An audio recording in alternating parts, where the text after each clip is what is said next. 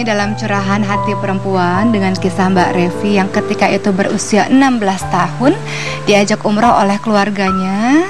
Sesampai di tempat Arab Saudi di sana, kemudian bertemu dengan laki-laki yang dikenalkan dengannya. 1 bulan kenalan kemudian memutuskan untuk menikah.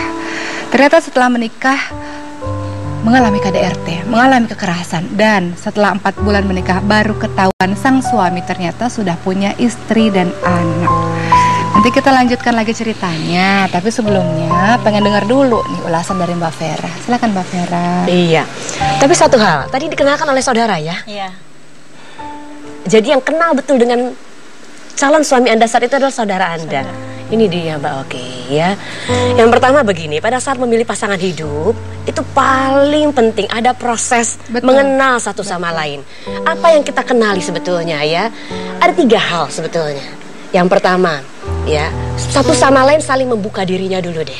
Bersedia nggak dia membuka tentang kehidupannya, sehingga kita betul-betul masuk ke dalam lingkungan kehidupan dia, dan dia pun demikian. Jadi kita tahu betul tuh keluarganya siapa, bapak ibunya bagaimana, kerjaannya apa, lingkungan pergaulannya apa. Yang kedua, kita paham dia naksir kita nggak sih?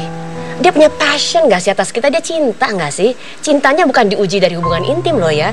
Cintanya diuji dari bagaimana dia ingin selalu bertemu saat melihat kita. Dia betul-betul berbinar matanya, ingin menjaga. Dan yang terakhir ada komitmen. Dia ingin menikahi Anda sebagai komitmen tingkat tinggi. 3 hal ini harus kita ukur dulu di awal sebelum menikah. Jadi yang diukur ini. Dan yang dibicarakan adalah nanti setelah menikah kita akan bagaimana. Itu sebabnya banyak sekali orang pacaran nih Mbak Oki yang dibicarakan yang lain-lain. Nonton, makan, nggak ngomongin utang kamu ada nggak sayang. Karena utang nanti, utang suami akan turun ke istri ketika menikah. Kemudian, boleh bekerja nggak setelah nanti menikah. Dan anak seandainya ada perceraian, akan diasuh oleh siapa ya. Obrolan ini harusnya dibahas pada saat pacaran. Dan yang tadi info tadi harus dimiliki saat pacaran. Jadi pacaran bukannya aneh-aneh, justru mengenal. Yang tadi kenal dengan pasangan Anda adalah saudara Anda. Itu yang pertama. Yang kedua, usianya masih 16 tahun. Usia 16 tahun ini usia di mana individu masih mengembangkan pemahaman tentang diri sehingga mudah labil. Belum tentu usia 16 tahun pemahaman tentang diri akan sama di usia 20-an. Itu sebabnya dianjurkan menikah nanti di usia 20 ke atas, kira-kira begitu Mbak Oki. Ya Mbak Vera, terima kasih. Senada dengan ulasannya Mbak Vera, begitu pula di dalam Islam diajarkan kalau kita ingin memilih pasangan harus kenal betul. Kenal bukan dalam artian pacaran bertahun-tahun dan melakukan kontak fisik yang berlebih-lebihan, tidak. Belum tentu, kalau Mbak Vera sudah menjelaskan berkali-kali, belum tentu kita berkontak fisik dengan dia, kita kenal dia, karena cinta itu emosional. Begitu pula senada yang disampaikan oleh Rasulullah SAW, kalau menikah silahkan pilih dari 4 hal. Silahkan lihat dari fisiknya, tampan nggak, kita naksir nggak, kita suka nggak. Karena wajah tampan atau wajah cantik membuat kita jadi melayaninya juga dengan senang hati, dengan bahagia. Kemudian yang kedua, dari hartanya, boleh pilih suami yang berharta, suami yang kaya, boleh aja. Tapi ingat, bukan harta kaya raya, tapi punya kemampuan untuk bekerja. Nggak apa-apa hartanya sekarang mungkin biasa-biasa aja, tapi dia bertanggung jawab dan mau bekerja keras. Kemudian yang ketiga, lihat dari keturunannya. Keturunannya seperti apa, ayah ibunya siapa, saudara-saudaranya siapa, berdasarkan dari lingkungan baik-baik atau tidak. Dan pilih dari agamanya, sebaik-baik pilih dari agama. Cuman tadi agak kecele, apa tuh kecele bahasanya, agak terpeleset. Iya, dikira kalau tinggalnya di Arab aslinya orang baik-baik saja, padahal Arab itu justru suku bangsa jahiliyah loh ya. Hati-hati. Betul. Makanya para nabi diturunkan di Arab Saudi ya. Jadi lihat, tinggalnya di Arab, kemudian agamanya bagus. Lihat agamanya bagus itu, lihat juga dari akhlaknya yang bagus. 1 bulan bisa dibilang cepat, bisa dibilang tidak cepat untuk perkenalan. Tergantung seberapa jauh observasi kita, penelitian kita terhadap orang tersebut. Makanya hati-hati, jangan beli kucing dalam karung. Dalam Islam ada namanya perkenalan. Harus tahu keluarganya siapa, buka diri tadi kata bahasanya Mbak Vera. Bukan cepat-cepat menikah terburu-buru. Menikah terburu-buru tidak baik, tapi juga tidak baik untuk ditunda-tunda. Menikah dalam usia yang matang, siap lahir dan batin. Kita lanjutkan cerita dari Mbak Revi tadi. Ketika telat bangunin suami, kemudian dilakukanlah pemukulan, kekerasan. Seperti apa sih kekerasannya Mbak? Seperti nampar dan suka meninggi saya dan melempar saya ke tembok.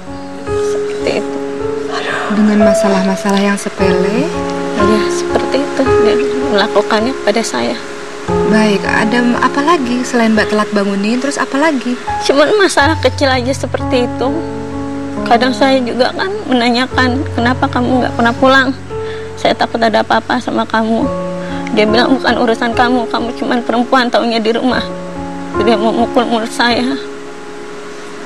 Dan setiap saya tanya, kenapa sih kamu selalu memukul saya?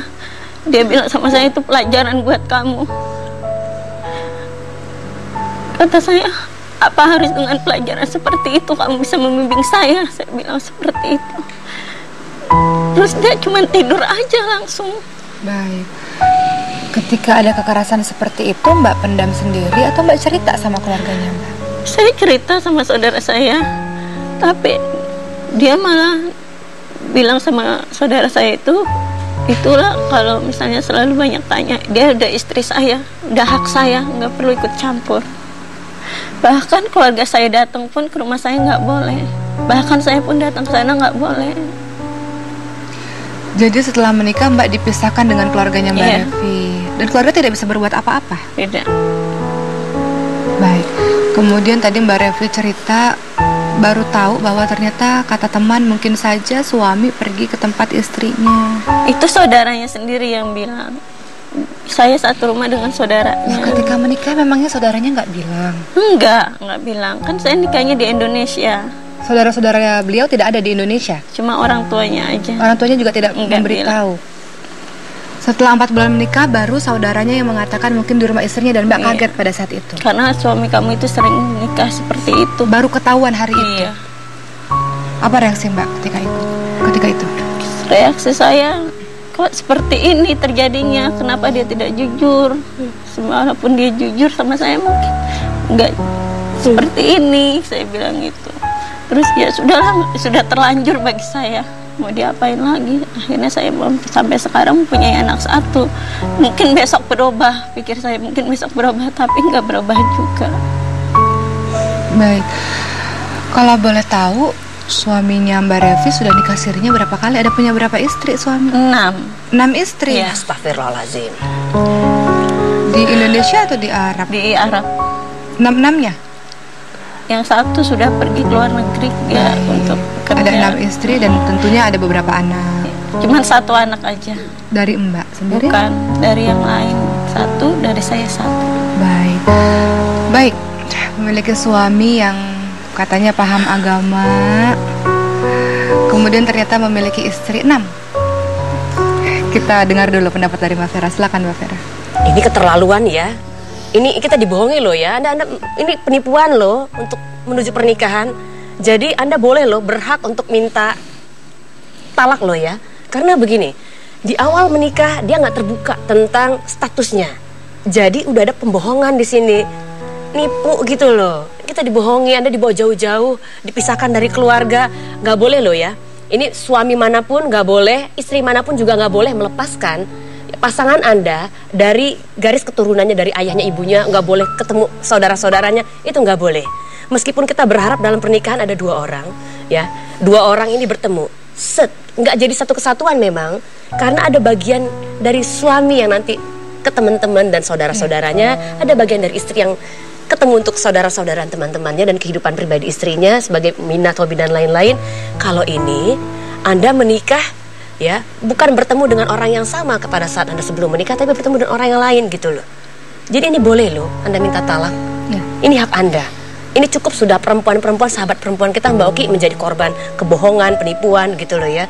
Karena tadi nggak jelas. Betul. Dan ditutup-tutup, ini kebohongan loh namanya. Ini bukan white lies. Betul. Ini black lie. Jadi bohong yang udah hitam gitu loh. Betul.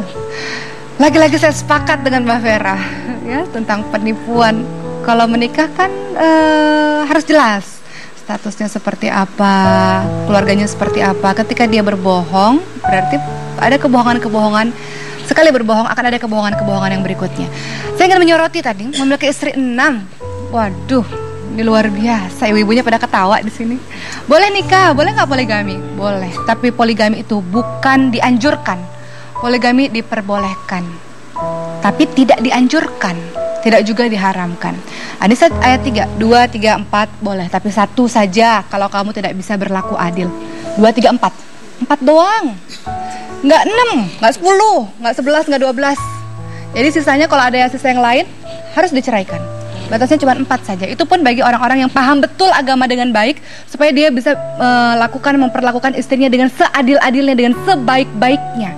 Kita seringkali di Indonesia ini, poligami, kenapa kita ngeliatnya negatif? Karena yang mempraktikkan poligami mempraktikkan dengan cara yang salah. Dia zolim terhadap istrinya, dia zolim terhadap anak-anaknya. Sehingga poligami bukan untuk solusi dari sebuah permasalahan, tapi membuat masalah baru. Hati-hati untuk para laki-laki dan perempuan di luar sana. Kita kembali lagi setelah ini dengan cerita yang lebih lengkap. Tetap bersama kami dalam Curahan Hati Perempuan.